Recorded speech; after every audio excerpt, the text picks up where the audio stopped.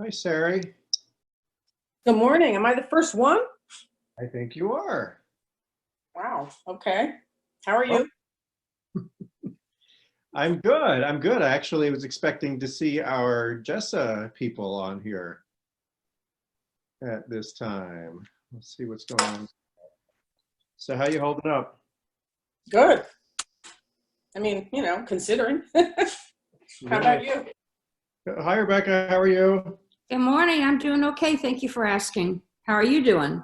Good, good, good. So Just, unusual to see you without a backdrop of the ark. yeah, I decided today I'm just gonna, just chill. I think we all like chilling. Absolutely, absolutely. And that's, you know what I have? I have in my office. I have it. I mean, in my office here in the apartment, I have it set up with there's a giant green screen, and that's how I have it look like, the tool. Because my laptop doesn't have the capability. Like some computers can just do the background, but mine Mm-hmm. can't. I have a whole studio set up for you guys. Oh, we're special. Fabulous. Are you ready So, for your close-up? That's right, Mr. DeMille. if you want to do something, do it quickly, please. Exactly. Oh, shoot. And walk, and walk Okay. around that way. I thought I saw Leslie Okay, on. you want coffee? There she is. She's fantastic. Oh, look, Joel. Yeah. I'm here. Oh, hi, Leslie. Okay, how are you? I'm good. How are you? Good. Are we waiting for Roberta? Is she on? Or Yeah, I had to send her the link. aha. She looks completely different. I know. In here. That's Steve Shapiro. Hi, Steve. Nice to see you. Hi, how are you, Gil? Great, great. How's everybody by you? Oh, we're fine. We're surviving like everybody, thanks to Zoom, right? Yeah, and now we're gonna survive all even better because we're here with Leslie Kessler from Jessa, Hi. and also Roberta Drucker as well from Jessa will be joining us in just a moment. I think what I can do now is I'll start with a little teaching.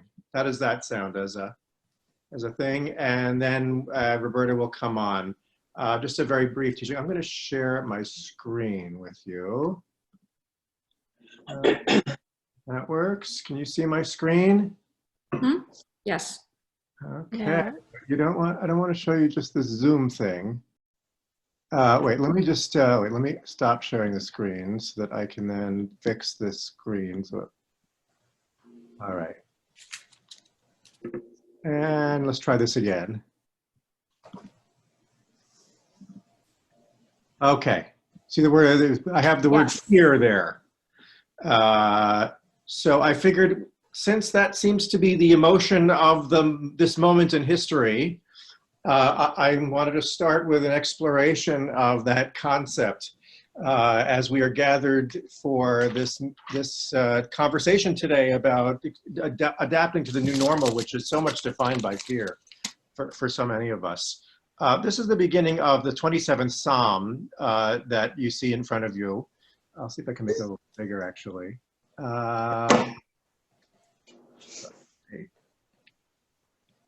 Is that more visible? Okay. So this is the psalm that we read every morning leading up to the High Holy Days. So obviously the Yamim Noraim means literally the days of awe, or the days of fear. And so we're reading this line every morning. It says, "La David Adonai Oriv Yishi Mimi Ira." God is my light and my salvation. Who shall I have yirah for I shall I fear? And Adonai Ma'oz Chayai, God is the strength of my life. From whom shall I be afraid? So one of the things that we can see from this text is, because it's poetry, Hebrew has many languages for very loaded, spiritually loaded words. Like we have many words for joy, which is a wonderful thing, but we also have many words for fear. And so we know both of those things very well as a Jewish people. So we have two words for fear here, yira and pachad, right? We generally translate yira as kind of awe, or it could be a sense of wonder, and pachad means fear. So I wanted to bring in something that's very interesting that the Radak, the Malbim teaches here about these two terms. He said, the Lord is my light. Yira is from something that is known, and pachad is from something unknown. When a person is fearful from revealed enemies who battle with him, that is called yira. So I thought that is a very useful framing for us to begin our conversation today. I mean, Leslie and Roberta are going to start us on a conversation, but a spiritual framing for our conversation today, that in a sense, we're dealing with both yira and pachad at this moment in this new normal that we're involved in, that we have yira about all of the scary things that we know are happening, but we also are very much with pachad. Pachad is, we just don't know what it is that there is to fear. We don't know what to expect, and we're having to adjust to this life where there's so much unknown fear coming at us all the time. And one final thing before I turn it over. This is from the book of Proverbs. If there is anxiety in a man's mind, let him quash it and turn it to joy with a good thing. I don't know if that's very psychologically sound advice to you. I don't know how easy, I don't know how to quash anxiety just like that, right? But it may be in the second phrase, there's something for us here to work with, to turn it into joy with a good thing, to find something good, to be able to build a sense of strength and perseverance, even with the anxiety as we have it. And I know that we have a good thing here in Leslie and Roberta, who are with us this morning to sort of facilitate a chat. So I don't know if, Roberta, you're there too. Hi, welcome. Roberta, Hi, thank you. Can you hear me? we can hear you. We can Oh, hear great. Okay. Hi, Roberta. Hi there. Hi, everyone. Rabbi, I thought that was a great way to frame this conversation, because if you just stick with the fear of what is known and what is unknown, they're both equally disconcerting and frightening. The news that we don't know, it's fearful just to know that we don't know stuff. And unfortunately, the stuff that we do know isn't much of a comfort either. So a lot of people are, I think, really staying kind of stuck in that place of the fear. And I really like the other part where it talks about turning the anxiety into something joyful and positive. Because if we open our eyes to it, there is so much going on that is brilliant and beautiful and creative and loving and caring of one another. So I think it's really, really helpful to try to limit our exposure to some of the fearfulness. If you're a news junkie, this is a really good time to break that habit. You know, maybe give yourself a fixed period of time each day when you will focus on your news sources, maybe, you know, half hour in the morning or half an hour in the afternoon, and be done with that. And then focus on what we're seeing out there, the way people are reaching out to one another, and the very creative and beautiful ways that people are doing that. I'm finding that focusing on that feels very uplifting, and it feels very reassuring to know that we're sort of in this together. So I thought that your opening statements, Rabbi, what you chose to use to frame this were exactly right. Thank you.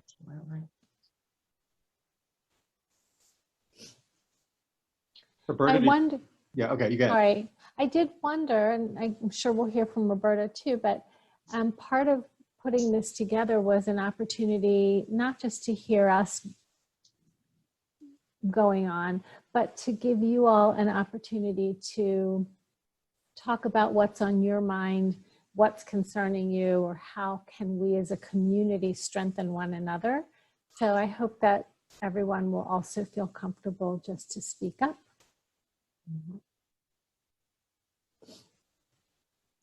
Leslie, did you want to say a few words about Jessa? I can do that now. I can do it at the end. There's not a whole lot to say. Do you all want to hear about the program now? Why don't we do that toward the end? I think the end, sure. Okay. So I also love this introduction, and one of the things that I'd like us to think about today is that we all live within what's called the dialectical, where two opposite things are true that we have to hold as truth at the same time, like fear and happiness, joy and sorrow. And in this time, I think many of us are experiencing many, many things that are very uncomfortable, anxiety producing, frightening, depressing, and yet we're also experiencing opportunities for enhanced connection with loved ones and with friends, time that we don't ordinarily have to develop our interests. We're reading more, we're connecting more with people, we're watching more interesting things on television, we're pursuing our hobbies that we might not have had time to do, and even cleaning our homes in different ways than before.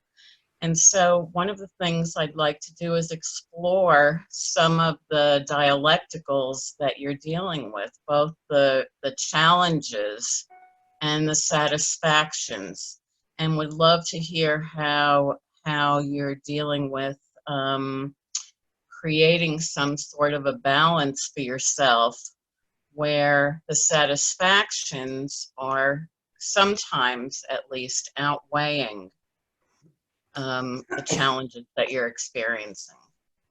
So I'd love to hear from the congregation and to hear what some of your experiences are.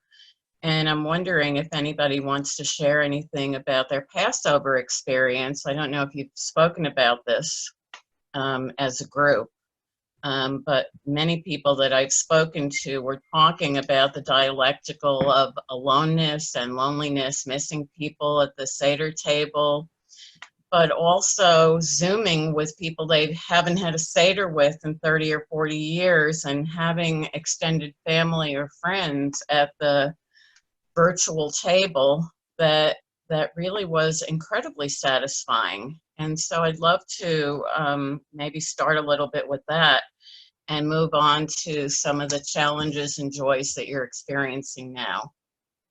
Anybody like to share?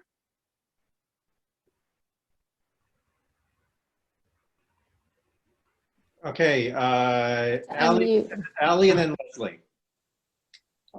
Unmute yourselves when you talk. Okay, it's Leslie and Joel. Uh-huh. Hi, Hi. Jessa. Hi, it's good to see you. Yes, likewise. Everything is great, thanks to you and Susan. But Pesach, we have two daughters. Most of you know our older daughter is in an interfaith marriage, and we really haven't done, and they live in Massachusetts, and we haven't done yuntovs with them really at all. I think that's right. But this year we Zoomed Seder with Morley and her crew, and Leah, who lives in Virginia, with her husband, who is a lapsed Orthodox person, the son of a rabbi in Lawrence, New York. So here we have 6 grandchildren, ages 3 months through 14 years, and 6 adults. We did an abbreviated Seder with Caroline, who is 4, doing the plagues and singing Dayenu with her sister, who is 2, jumping around. And the 3 non-Jewish grandchildren under a different code of law, enjoying them, and also listening and learning. Joel would read parts of the Haggadah, and we did a little Q&A, and we said, well, kids, do you know that what was the Last Supper? And our Catholic grandchildren were clueless, and so we were laughing, you know, inside. And I said, well, Joel said, that was a Seder, wasn't it? And the beginning of. So it was a very interesting cross-generational interfaith chance to be together with the traditions and teaching new ones, but just being able to be with Morley for a yontif. So it was bittersweet, but good. Thank you. Allie, did you want to say? I wanted to say two things. One, similar to what Leslie is saying, except what we did was we actually were part of 3 Seders. We had my side of the family, my sister, my extended nieces and nephews and great and grandchildren and all them on my side of the family at one Seder, which was basically a reform, very little Hebrew. Then we had Joel's side of the family, which we jumped on first, listened to them, said hi to them, went to my side of the family Seder, did that Seder, went back to Joel's side of the family. That went on till about 9:30.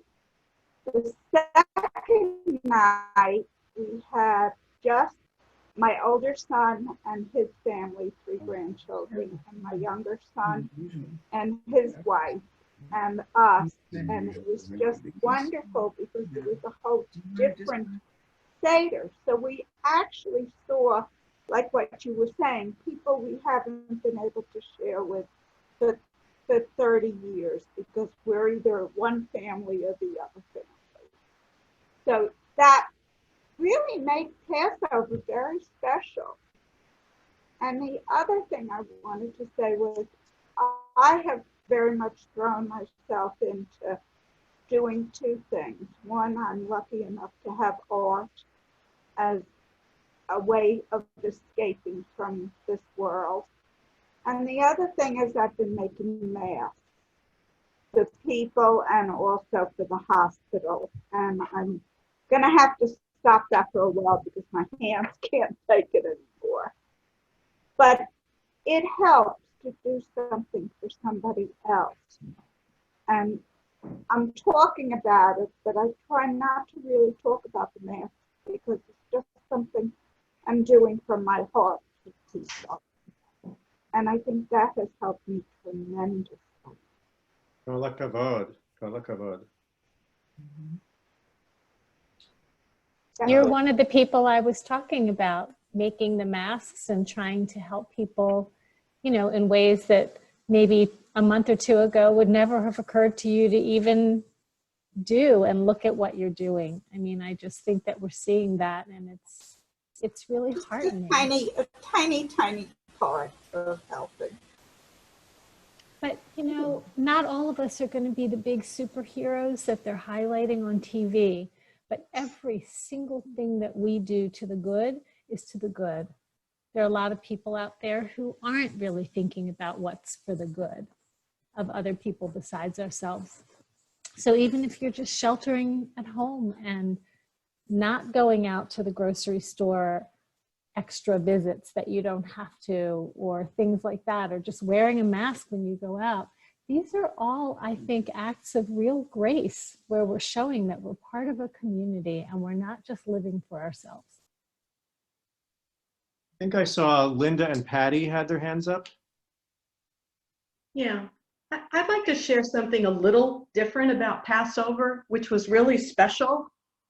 Got to spend it with nephews in California who can never come east. We actually had a Zoom Seder for 14 family members among 5 different homes. It was very joyful. And then some people left, and then during the meal, we kept the video up so we could chat over dinner like we normally do. And even though that was a beautiful distraction, what it also was, I have a godson and his fiance who are ER nurses right now, and we never see them, and we never hear from them. And they were off that night. They very much wanted to be part of this Seder. And they talked for a long time in very emotional, detailed ways about their experiences.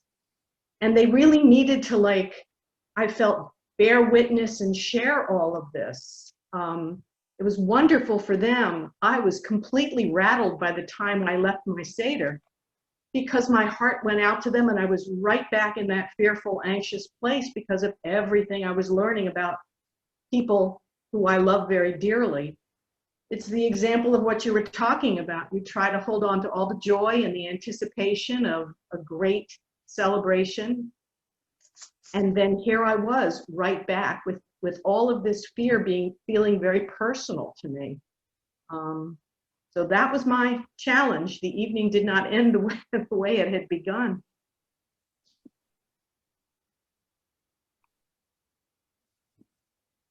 Linda Levine, I think you had your hand up. Yeah, I just wanted to say that we did a Zoom Seder with Steve's 3 sisters, and it's been at least 40-something years since we all had a Seder together. And it brought back a lot of fond memories, particularly of their mother. And I challenged them to come in person next year. I don't know what I got myself into, but it was a good experience for all of them because they hadn't done Seder in a long, long time. So it was kind of nice. It was warm. One of the things that I'm hoping comes of this is some renewed connections with family and friends where we can think about Zooming, you know, to say hi, to spend a little time connecting and to maintain some of these connections that have opened up during the Seder.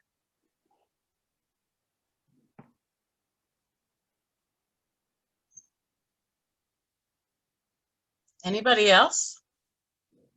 I can't see everyone, so I'm going to depend on you, Rabbi. Steve Shapiro.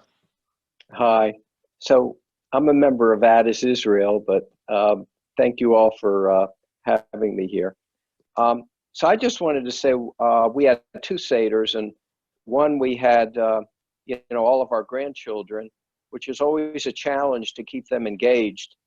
And so we got creative, and throughout the Seder, we had some videos that I selected. There's so much content out there, and they were really the most engaged they've ever been in a Seder. And you know, I think you can think out of the box and be creative with this opportunity. So, and we also, in one of our Seders, we had somebody from Argentina, family from Argentina that wouldn't have been, and another we had family from California, just like other people were saying. Thank you. You know, one of the things that I often notice is, and I've talked about this at Kol Shalom, about how we're really learning something about how we really are supposed to be using technology from this experience. You know, that the technology, when it's used properly, it brings us together. And unfortunately, it has been used as a weapon to tear us apart leading up to this. And I think that that's just, you know, it's just remarkable that we are, you know, we have this human spirit that we are immediately seizing the tools that we have in order to come together and pull together during this time. And yet with that, you know, I still see the perils of, you know, things like social media. I don't know, you know, you mentioned, Leslie, the issue of, you know, being judicious about watching the news. But also, we have to be judicious about social media as well. I certainly am, you know, flipping through Facebook less because it's just, you know, there's constant frightening headlines on there as well as people, you know, posting these stories about young people, you know, who are young, healthy, vigorous people who passed away because of COVID over and over and over again. You know, it can be very, very fraught. And I think to the extent that we can use these kinds of tools for the good, that's an incredibly powerful lesson I hope we can hold on to. from all of this? I wanted to address something that I think it was Patty who raised, where despite our best efforts of doing positive things like the Zoom Seders, what happens, what do we do when we're left with difficult feelings? As she described at the end of the Seder, hearing firsthand from family who are on the front lines. So I just want to sort of ask the question out there, how are you taking care of yourselves and what are you doing when you get hit with information that really gets down under your skin?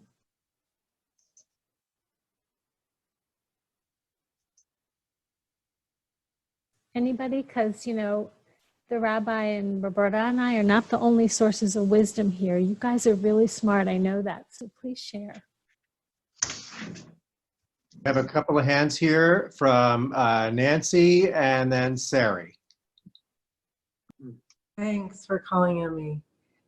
I think what Rabbi Gill said about the good use of technology is really key, because there have been so many intellectual and other opportunities to join meditation. The Smithsonian has call-in meditation. Gill has had call-in meditation. There's lots of call-in to yoga classes, and taking walks helps a lot. But I think those other opportunities where there's lots of people on the calls and you feel you're part of something else, and sometimes there's an interactive part of it. There's one of my cousins in Ohio, God bless her, she sent me a bunch of resources she's been using. One is called Creative Mornings, and it's got so many topics that you can call in and engage in with other like-minded people virtually every single day, and it's from all over the world. So that kind of stimulation with other people, spiritually, intellectually, I have found that to be really helpful, because I'm finding it really difficult to read for hours on end, like my focus isn't there.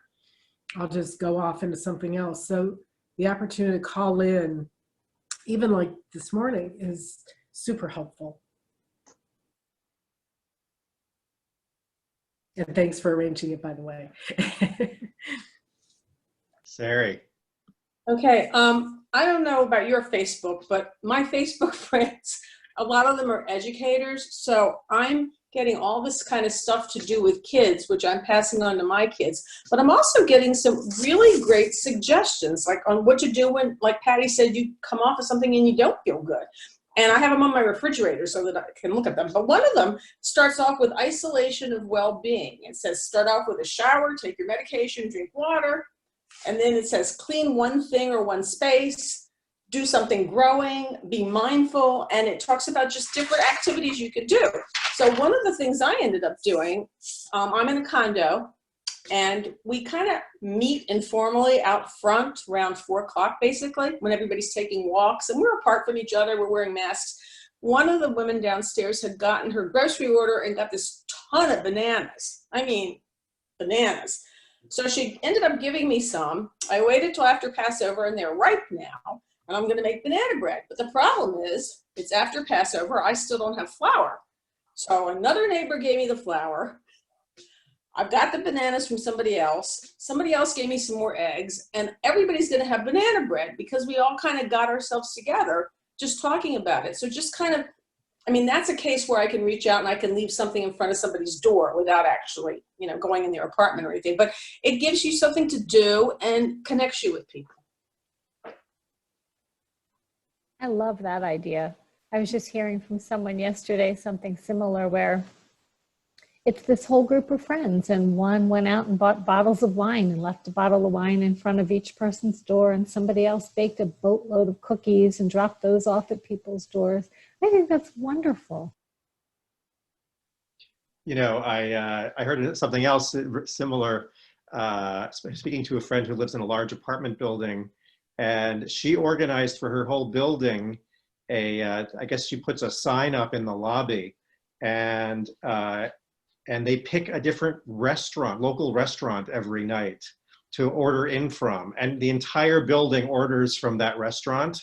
So that does a couple of things. First of all, it supports the local restaurants. It also minimizes the number of people from the outside who are coming in and out of the building. But I thought that was a very beautiful thing to do, that shows how these different groups and communities are getting really creative to be supportive not only of each other, but also of the the wider community also.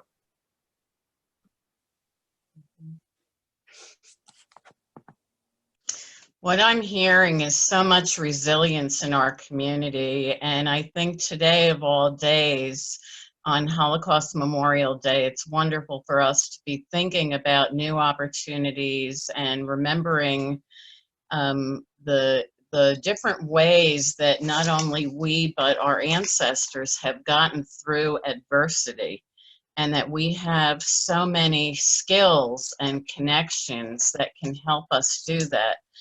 And when you're having a difficult moment, I think it's important to honor those feelings in the moment and not push them away, but also not to dwell on them for a very, very long time and ruminate, and move yourself forward back into the present and what some of the things in life that you do have, you're grateful for. And so coming back to that gratitude is part of our resilience, I think, as individuals and as a community that have gotten us through some very, very difficult times. Excuse me. And I'm wondering what some of the things are that you're finding you are cognizant of, you're thinking about, that you are grateful for throughout this period, and that will help you in the future.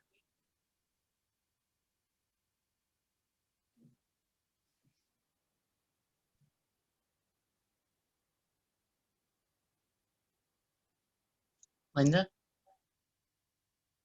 Hi. Well, first, to answer your question, Robert, and I think both of you have got some marvelous perspectives.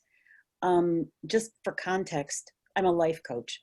So I have been engaged in these conversations for what feels like months now, with clients who are finding their own lives completely out of control, and obviously with our own experiences as well.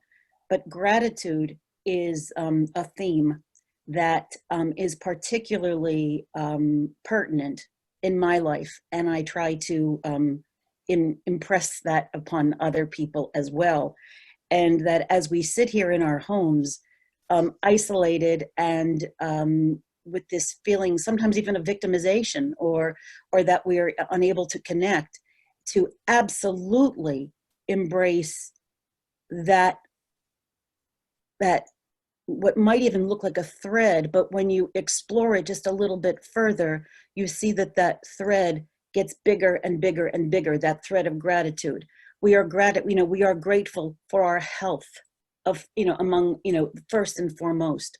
We are grateful that we have a roof over our heads. I mean, literally, you take it down to the very, very basic. When you see these people and you hear about these people who are not going to be able to pay their rent, who are not going to be able to eat, who have no idea where their next meal is coming from, who don't know whether they're going to, who don't have a job and don't know that they're going to have a job in, a week or 2 weeks or 2 months or whenever this madness subsides.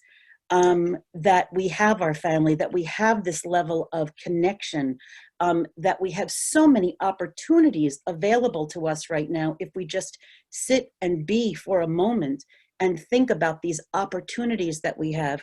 And just one more thing on the question of gratitude. We too hosted a virtual Seder, which we have never done before. And, it gave me the opportunity. I went to Haggadot.com and I pulled together some text for a Haggadah that both embraced the moment in time. So I found, certain articles and readings about that, and embraced the more traditional aspect of Passover, and of course, and had a nice heap and helping of levity and humor. And we talked it out. We had 25 people in and out. Actually, it could have been even more, but we had 12 screens up, and we too continued through dinner also. But the text about the Passover story and slavery, while we read it over and over every year, when we read it with a new perspective, under this new paradigm, it has impact that never, ever real. We read it. Okay, let's eat. But it had such significance. And so we also talked about how grateful we are for this moment, for this moment in time, to have that knowledge and that perspective that that we are free.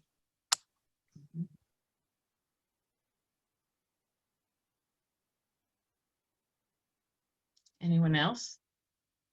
Yasher Koach, Linda.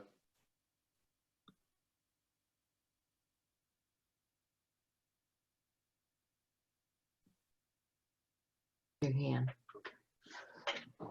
Steve. So this is very insightful, and I think a lot of people are thinking along the same lines. And I think your day, the more structure in your day, the better, and the routine that you can have is important. Another thing that I've done is I would write a lot.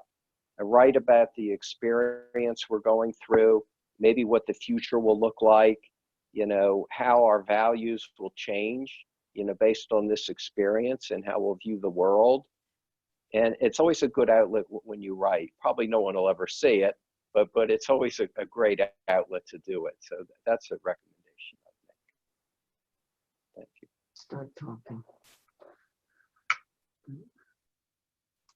Joel.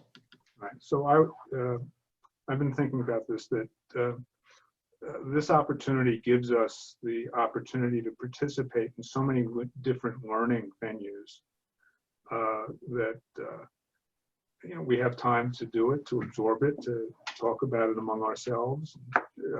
All the programs that you've created, possibly the most creative person I've ever met in terms of creating all these different learning opportunities. And just as an example, yesterday we sat in on the JTS program that we learned about through Kol Shalom, and that was great. And then that spurred other opportunities. So we have lots of opportunities to learn, and that's something that when you've been busy with your career for so long, that you are really focused on that.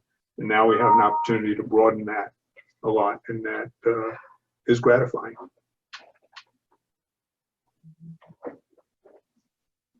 Allie. I was just going to say, and this is on a much lighter note, but I have always done all the cooking in our family, and the most Joel ever did was boil some water for some spaghetti. And he has found so much fun in learning how to cook. And my sons have gotten such a kick out of it because they both are good cooks. And he really has been producing some delicious meals, and I find it such a relief not to have to do it all myself. But that's been a crazy thing, but he's got the time, so he's doing it now.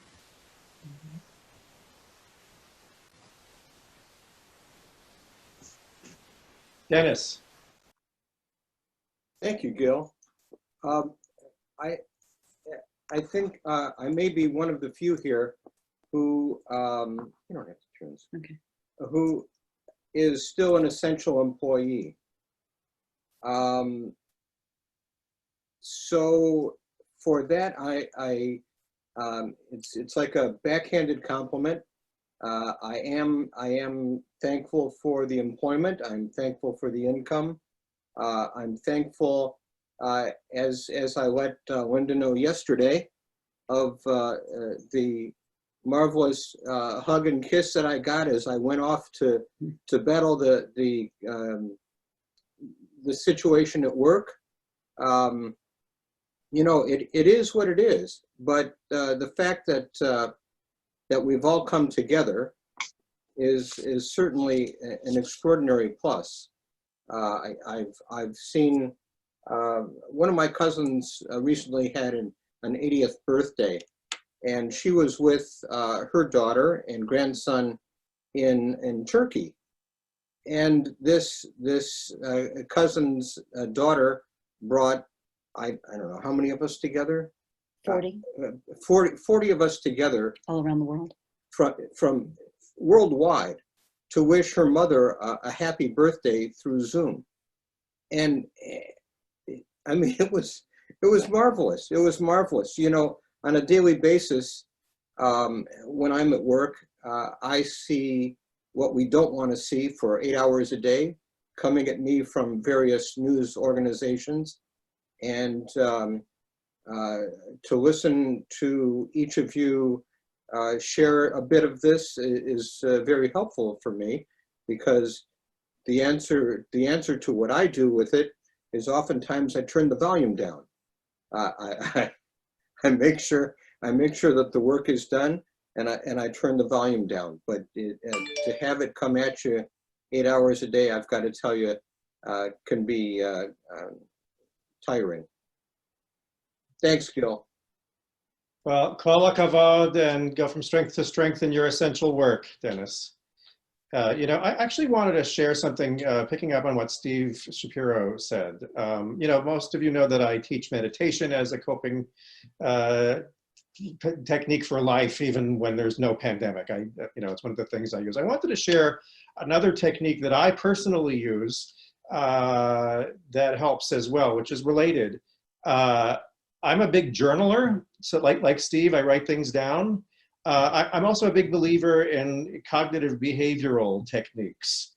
So journaling with a purpose, in the sense of, you know, when I'm freaked out by something, when I hear something terrifying, you know, so often I'll want to just sort of drown myself in Netflix or whatever. But then, you know, in my stronger moments, I'll turn to journaling. And what I'll do is I will literally write down the terrifying thought. I'll get it on paper. Because in that act of just writing it down and looking at it, in a sense of you still the mind around it. So it's, in a way, it's a kind of meditation. And then I begin to go through this process of kind of self-directed inquiry. You know, like, is that actually true in this moment? You know, like, you know, what is this thought doing to me? And who am I without this thought? You know, who was I 5 minutes ago before that thought occurred to me? I was fine. And then this thought consumed me and took me out of the present moment. And so, you know, you can go through this whole process. And I encourage you, if, you know, not everybody, like, you know, gets something from writing things down. But I find it works for me. So I just wanted to offer that as something that can be very helpful. To simply begin to sort of play with it. It's almost like I turned it into the Talmud, right? Like in the Talmud, what they do is they take a piece of Torah and then they start questioning it and questioning it and questioning it and questioning it. And I really think we're supposed to do the same things with our own Meshugana heads sometimes. And in that process, ultimately, I find it's a very spiritual act, just like Talmud is. It's a spiritual act because it gets us to the place where we realize, like we say in Hallel, Zeh hayom asa Adonai. This is the day, this is the moment that we have. Nagila v'nismecha bo. Let's rejoice in it. Let's feel grateful for it, because it's just the thing that's, in this moment we're okay. But it's just, if it weren't for my Meshugana thoughts sometimes, you know, I forget of all the blessings that are actually arising in the present moment. So I just wanted to share that. Steve, you inspired me to bring up that coping mechanism, which I haven't thought of sharing with you guys before. So thanks.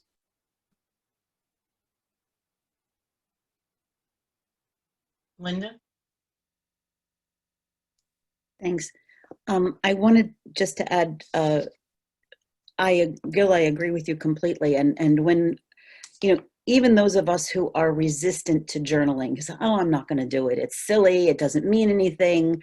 Oh, it's not going to do anything. Or I'm just going to type it into the computer and that'll be enough. Or I'm just going to dictate it into my phone and that'll be enough. But something,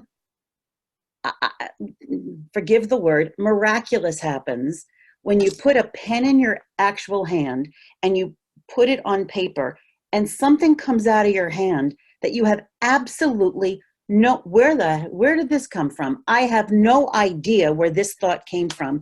And it keeps on coming and coming and coming. And with some, I call it, with those who are really resistant, I'm not going to do it, I'm not going to do it. Then I said, then let's just call it a brain dump. Okay. Then you've got so much noise in your brain. You got to park it somewhere. Otherwise you're not going to be able to function.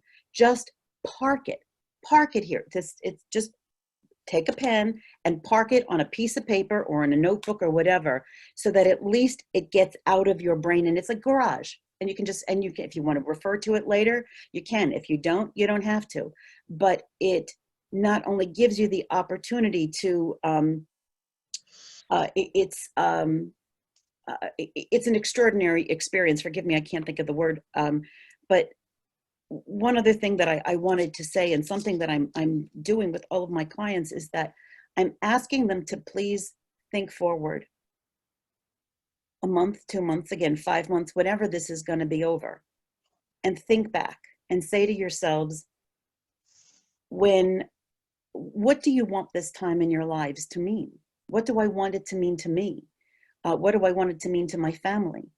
Remember way back when that horrible pandemic hit? Well, let me tell you what I did then, and fill in the blank. And like Allie, I think the fact that Joel learned how to cook is a fantastic. That's not minor, that's major. Okay. Back in that pandemic, well, let me tell you, Joel, who couldn't boil water or barely boiled water before, now knows how to cook. That's what, and thank goodness for that. And, with some, it's maybe just catch up and sleep, with sleep. And with others, I remember when I was a kid, my mother used to say when it was a rainy day, do something constructive. And, I never, all I could imagine was that meant do something with construction paper. I didn't understand what she meant. So, whether you clean out a drawer, with some, it's the opportunity to do things differently, to think differently, to reinvent our norms, to reinvent ourselves, to learn. With some, it's about getting new jobs, or because their old jobs have been eliminated. Well, how am I going to reinvent myself for what the world is going to look like in a month or 2 months or 5 months? For some, it's been volunteerism. And for some, I love, Leslie, what you said about everything that we do for the good is for the good. Every single tiny little thing. Some people are making masks, whether they make 2 or 5 or 50, it doesn't matter. But this is, I've got several clients who are taking classes, who are taking these master classes online or other things, and some are volunteering for some of these vaccine tests and for some of the studies that are going on. So they're turning their boredom into something really, really significant.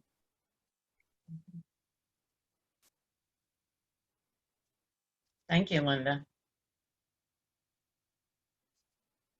I've been also telling people to think forward in the future, what it's going to look like in the rearview mirror. And I'm thinking of Allie's poor husband. It's so great that he's learning how to cook, but when this is all over, he's not going to be able to say he can't cook anymore. So their lives may be changing forever.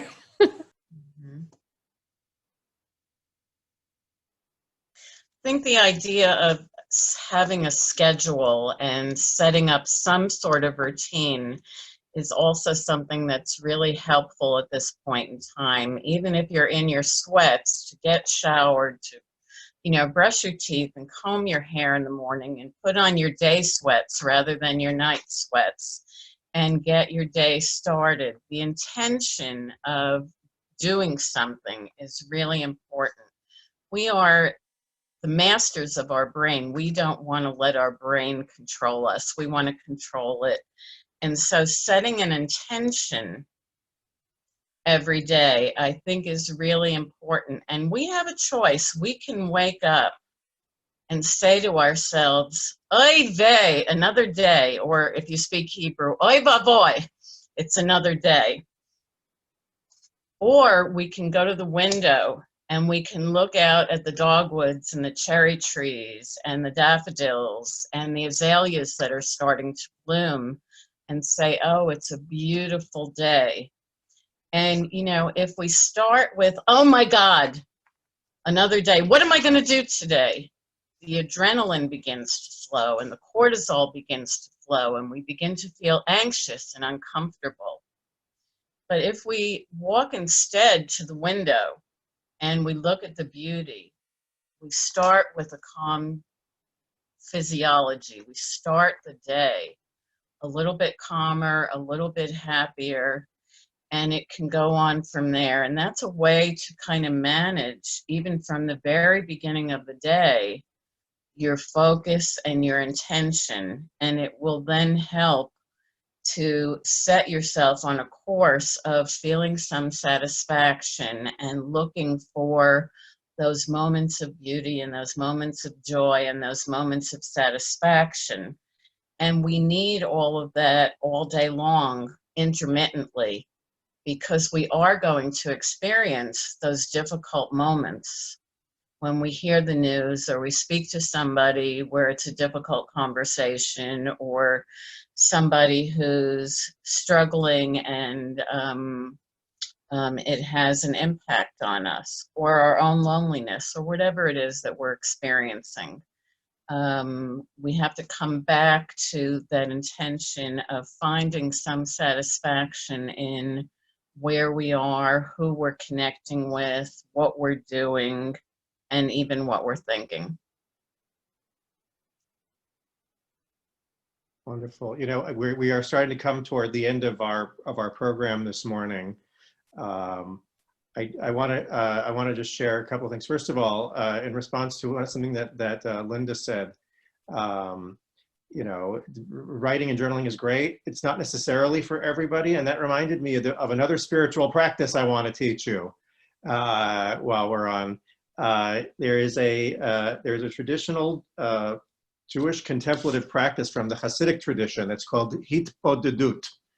Hitbodedut means it's from the word boded, meaning being alone, and it's hitboded, it's reflexive, so being alone with yourself in this very active and outward-facing kind of way. So what that means, Rebbe Nachman of Bratslav was famous for teaching about this. He would go for these long walks in the woods, and only when he knew he was completely by himself, he would take a particular period of time of the day and be by himself in the woods, and he would start to just talk to God. And he would just let the words flow and flow and flow and flow. And that, in fact, becomes a kind of prayerful, contemplative practice that, especially if you find yourself, you don't have to be in the woods. If you're alone in your house, try it. You know, even if you don't believe in God that way, even if you don't believe God is some guy in the sky who hears all and can hear you, it doesn't matter. And it's very awkward at first to do that, you know, and you might be sitting there saying, I don't know why I'm talking to God. I don't believe in that kind of God. Or you can do whatever, you just keep talking. And eventually you condition yourself to be able to be in the presence of divinity, however that manifests. But also it's a way, as it says in the book of Lamentations, Shifchi kamayim libech, you learn how to pour out your heart like water. You just pour out your soul. And in that way, that's like that journaling technique, but in a different form, right? You are allowing what is emerging and arising for you to be present in the moment. And you realize you're not alone, right? The technique of hitbodedut is you realize you were always never really alone. So I just wanted to offer that as a final, if you want to get into that particular spiritual practice, it's a good one. You know, one of the things I neglected to do was at the beginning was to talk about the specific roles that Leslie and Roberta play amongst their many roles. Leslie is our liaison for Kol Shalom from Jessa, and so she is a resource who is regularly available to us. So we thank you, Leslie, for that ongoing role that you play. Roberta, yes, and Roberta facilitates a program in a number of locations called the Wise Aging Program. And that is a wonderful program that explores the spiritual journey of aging. And she facilitates these wonderful groups, and there's the study of texts and conversations that everyone I know who's done the Wise Aging Program raves about it. And I've heard raving things about Roberta as well. And so I've already been talking to Roberta about maybe starting something for the Kol Shalom community. So if you are interested in participating in a Kol Shalom Wise Aging group, please shoot me an email, let me know, and we could see if we can organize something. And Roberta has offered, thank you, to be the facilitator if we want to get that group together. So Leslie and I will be co-facilitating that. Oh, okay, yeah, that's right. I'm sorry. Yes, sorry, Leslie. Yes, I meant to. I sort of focused on her ongoing role in that. But yes, so both of them together would be working with a group. So please let me know if you would like to be a part of that. I'm going to turn it over to both of you now to wrap up your closing thoughts for this program. Leslie?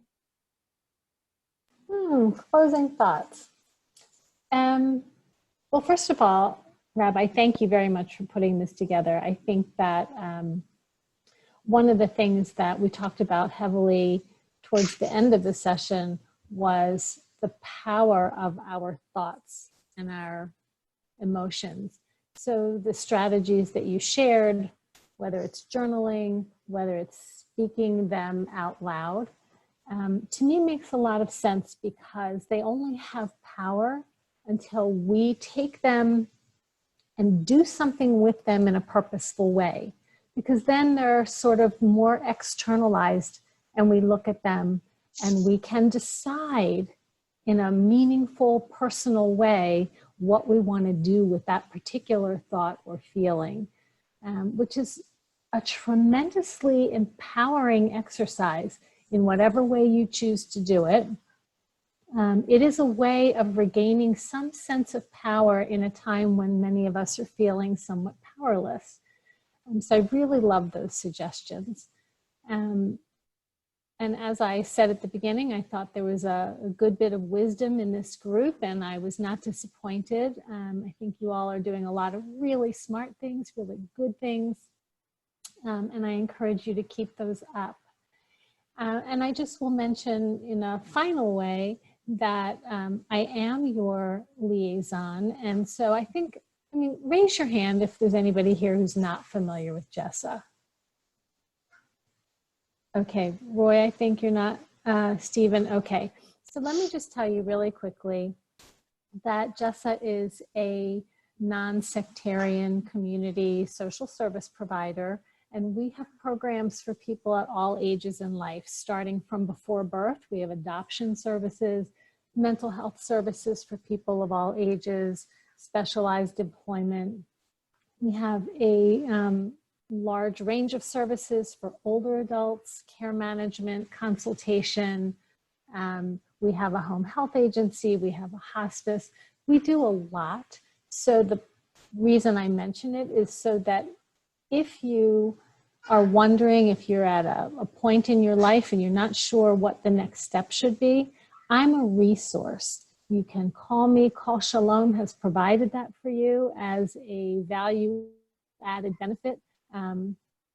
So you can consult with me for about an hour and you will not get any kind of a bill.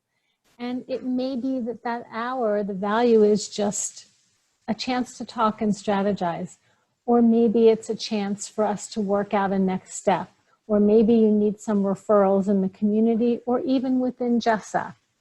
So just think of me as sort of an initial first step if you are just at a place where you're not sure what the next thing is. I think that Rabbi has my contact information. If you don't, I'm happy to send it to anyone. You can reach me by email. You can reach me by voicemail, and I will call you back. And I thank you very much for having us today. I love the chance anytime I can to work with Roberta. So I'm really looking forward to Wise Aging. And as always, I am full of admiration for Kol Shalom. It's a beautiful community. Thank you. I also want to say thank you so much for inviting me. I'm so impressed with all of you, and what a gift you are, Rabbi, to this community and to the wider Jewish community. In terms of Wise Aging, it is an 8-session initial group of 2 hours each that includes talking about the social pieces of aging, how to deal with emotional issues that come up, dealing with community, with loss, with family issues, relationships. There are meditative practices. We practice in many of the sessions, Hitbodedut, that the rabbi was speaking about before. And it is all through the Jewish lens. And I've been doing this group for 4 to 5 years in a number of synagogues.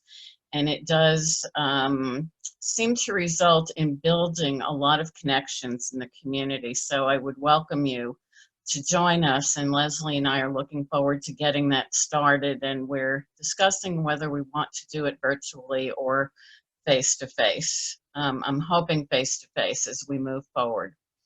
So I wish you all well.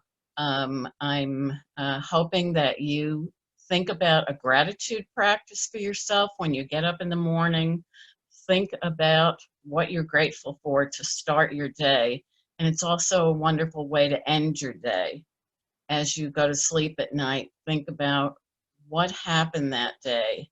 What did you think? What did you feel? Who did you connect with? What did you do that you're grateful for? I wish you all well. Thank you. Thank you both very, very much. And thank you everybody for coming together and participating in this. Stay safe, stay healthy, and stay grateful and joyful, everyone. Be well. Take care. Bye. Thank you, everybody. Bye-bye.